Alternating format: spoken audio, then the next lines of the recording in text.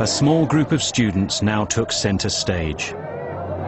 What they did next would poison relations between Iran and the West to this day. فقط این حس رو داشتم که این حرکت تو این حرکت یه رمزی وجود داره، یه اتفاقی دیگه داره میفته. The student leader arranged to meet 4 colleagues at Tehran University. فکر می‌کردم مثلا اگه بتونیم یه کاری بکنیم و امریکا رو به وادار کنیم که شاه رو اخراج کنه از امریکا، یه موفقیتی برای انقلاب هست. طرح در حقیقت اشغال سفارت امریکا به مدت 2 روز یا 3 روز حد اکثر و گروگان گرفتن امریکایی ها توی جلسه من مطرح کردم و 2 نفر از دوستان من مخالفت کردند. One who opposed was Mahmoud Ahmadinejad, Iran's future president. آقای احمدی نژاد گفت که این کار باعث تقویت شوروی میشه و باعث قدرت گرفتن سفارت شوروی میشه و ما اساسا توی دانشگاه ها و توی جامعهمون مشکل اصلیمون گروه های چپ و مارکسیست هستن. Clerics and communists had been allies of convenience in the revolution. Ahmadinejad feared the communists gaining ground. The 3 who wanted to seize the American embassy went ahead without him. They approached a cleric close to Khomeini. آنها رو قانع کردم که این تصمیم رو به اجرا در بیاورند و بدون اینکه امام مطلع باشه. گفت که چه ضرورتی داره؟ اصلا رهبر انقلاب اگه در جریان باشه شاید کار خوبی نباشه. 72 hours later, students gathered outside the embassy.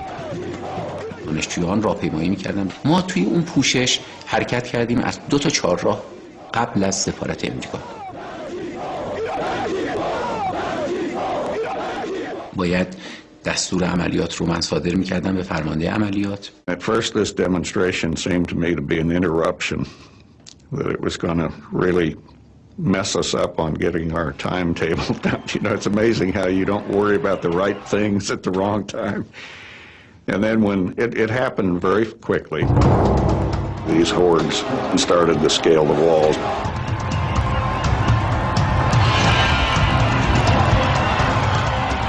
The acting ambassador was told just after leaving a meeting in the foreign ministry. I had to turn around rather quickly and go back to the foreign ministry, find help from where it mattered, and that was the foreign minister himself. من به آقای لینکن گفتم که خب من قبلا به شما در مذاکرات حضوری گفته بودم که اگر شما این کارو بکنید باید منتظر چه چیزی باشه. I said, I know you warned me against this, but I need help. Only Khomeini could sort this out, but he was in the holy city of Qom, and he was taking his daily nap.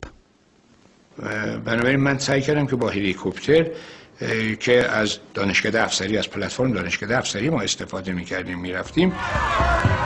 By now, hundreds of students had entered the embassy compound. Vastly outnumbered, the US Marines held their fire. They asked me, what should we do?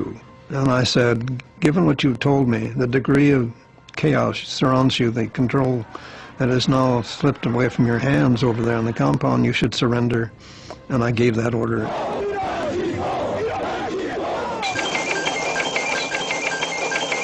Good evening. The American embassy in Tehran is in the hands of Muslim students tonight. I have received assurances that they will be kept safe and well. The administration's problem is no one knows whom to blame for the takeover of the embassy. Foreign Minister Yazdi said the Iranian government would do its best to resolve the matter. The foreign minister reached Qom and went straight to Khomeini. من به آقای خمینی نگفتم کیا اونجا هستن، گفتم آقا رفتن این کارا رو کردن. آقای خمینی به من گفتن که هر کس هست برو بریزشون بیرون.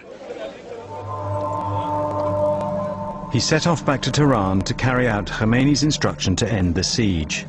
At the same time, the students in the embassy set out to get the Imam's blessing to continue it. من زنگ زدم به آقای موسوی خوئینی ها و گفتم که ما توی سفارت هستیم، منتظرتون هستیم، خودتون رو سریع برسونید.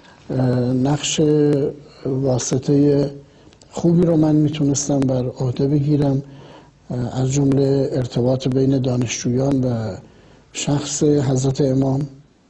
The cleric called Khomeini's home and spoke to his friend, Khomeini's son, Ahmad.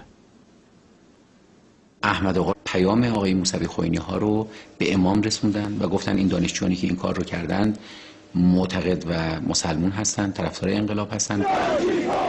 Khomeini now used the students' takeover to advance his vision for Iran. نظر امام این بود که از قول من به دانشجویان بگید که جای خوبی رو گرفتند، اصلا نگران نباشن، اونجا رو محکم بگیرن.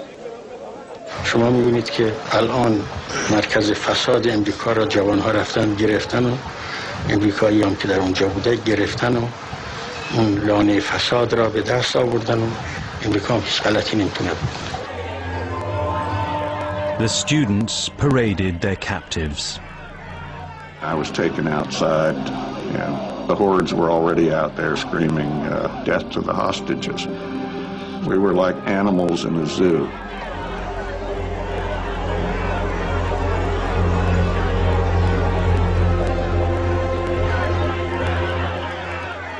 Khomeini had breached the basic rule that enables diplomats to work in a crisis. In doing so, he had reversed the decision he gave Foreign Minister Yazdi, who had been at his side since his exile in Iraq. The cabinet now met in emergency session. ما مخالفت اون با گروگانگیری از موضع منافع ملیمون بود. آقای دکتر یزدی خواست عنوان میکنه که به لحاظ خارجی و از اینجوری شرایط اینجوری باید سعی کنیم که دیپلماسی خارجیمون رو چیکار بکنیم، که آقای بازرگان با تندی بهش گفت تو مگه تو چه کاری؟ تو فکر می‌کنی تو وزیر خارجه هستی؟ وزارت خارجه توسط دو اداره نمیشه که. بسیار برافروخته بودن و تاکید کردن که استعفا میدن، کما اینکه در ایشون در خود هیئت دولت مطرح کرد که استعفا خواهند داد و نه تنها ایشون، همه وزرا قبول کردن که دست جمعی استعفا بدن. Khomeini's support of the students had enabled him to sweep the moderates out of government. A month later, he assumed the new post of supreme leader, giving him, in effect, total control. And the American diplomats remained in captivity. We sent word to the Ayatollah that if he injured a hostage, that we would stop all commerce between Iran and the outside world by blockading their seaports and so forth. We didn't go into detail. And if he killed any hostages, that I would respond with military action. Is Iran now, in effect, at war with the United States?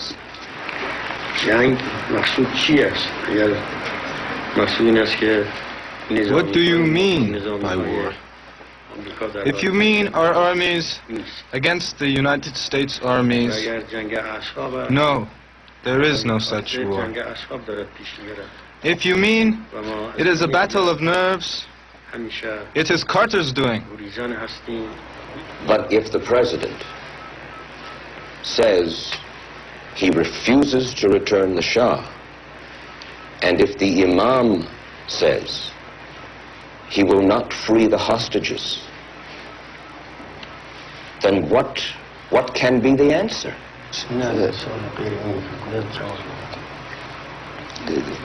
He will not discuss it. He's not even going to listen to it. Khomeini rebuffed all America's efforts to get the hostages released. 3 months after the embassy takeover, America imposed sanctions on Iran, freezing its US assets and banning its oil imports.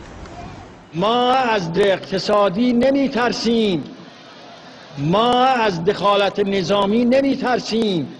اون چیزی که ما را می ترساند وابستگی فرهنگی است.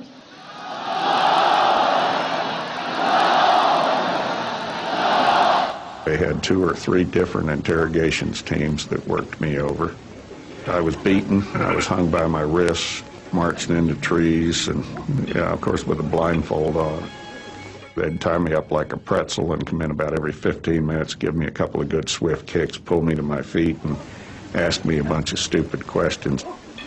Good evening. For the first time since the Iran crisis began 40 days ago, President Carter has indicated a glimmer of hope in the confrontation. The hopes were false, and news channels gave a daily reminder of the embassy siege. The Shah finished his medical treatment and left America. But Khomeini still refused to release the hostages. Was seen around the world as an America no longer capable of dealing with her real problems. It humbled the administration in dealing with problems at home.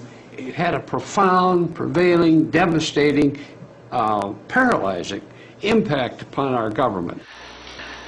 I don't know how much longer we can sit here and see them kept captive while the situation around them does deteriorate. He saw our honor at stake.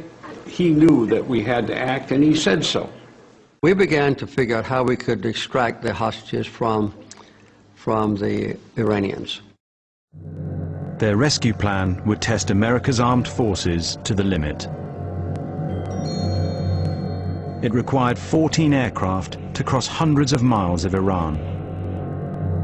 After refueling in the desert, 8 helicopters would fly commandos to Tehran, where they would storm the embassy. A second group would seize an airbase outside the city. From here, the hostages would be flown home. The plan was known only to the president and a few of his top advisors. The Secretary of State, Cy Vance, was skeptical. One day I remember he said, "Fritz, the rescue mission won't work." And I said, "Cy, how can you say that?" He said, "I say it because I was on the Armed Services Committee staff for years. I was over in the Defense Department for years. I've been around them a lot. This will not work." When the Secretary of State was out of town, Carter summoned his top advisors. We decided to have a national security meeting. Vance was in Miami. Warren Christopher was his representative. The president turned to me and asked me to review the diplomatic options.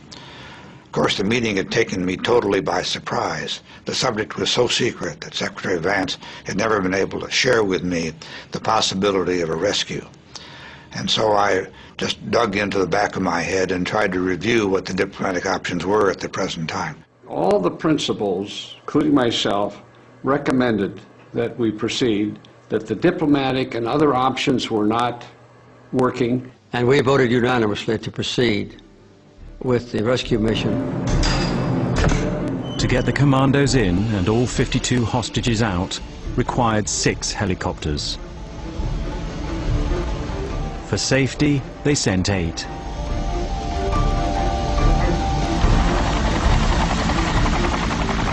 The decision was made earlier that if we didn't have enough helicopters to bring all the hostages out, that we wouldn't bring any, because the ones remaining would undoubtedly be assassinated. From an aircraft carrier in the Arabian Sea, the helicopters flew more than 500 miles into Iran. Keeping low to avoid radar, they flew into a sandstorm. 2 developed faults. When the others reached the desert rendezvous to refuel, a third was found to be damaged. That left only 5. At that point, we decided to withdraw, and we left all our equipment there and brought our people home. As they took off to leave, a helicopter collided with the refueling aircraft. The president was immediately informed. I was with the president when we got the call, and the president said, "Have there been lives lost?" And I saw his face turn white, and he said, "I feared that." 5 airmen and 3 commandos died in the crash. A human tragedy, and in election year, a political disaster. Congress still knew nothing about the mission. It was the vice president's job to inform its leaders before they heard the morning news. You can imagine those very painful conversations. Awakened from a dead sleep, being told this, and they say, what are we doing? Where? When? How did we get into this? What do you mean lives lost? I went on television the next morning, beginning at 6 o'clock, I believe, to tell the American people what happened, and it was all my fault. It was my decision to attempt the rescue operation. It was my decision to cancel it when problems developed in the placement of our rescue team for a future rescue operation. The responsibility is fully my own. کی این هلیکوپترهای آقای کارتر را ساقط کرد؟ ما ساقط کردیم؟ خدا ساقط کرد.